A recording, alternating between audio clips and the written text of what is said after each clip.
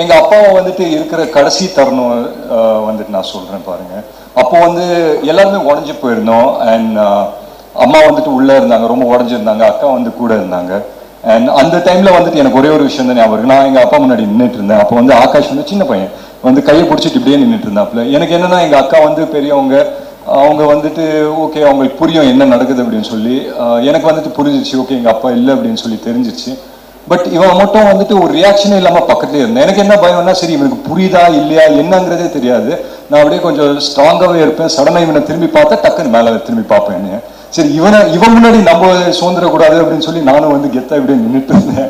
But ஒரு point ஆன பிறகு வந்து என்னால் முடியல, நான் வந்து அழுதுட்டேன்.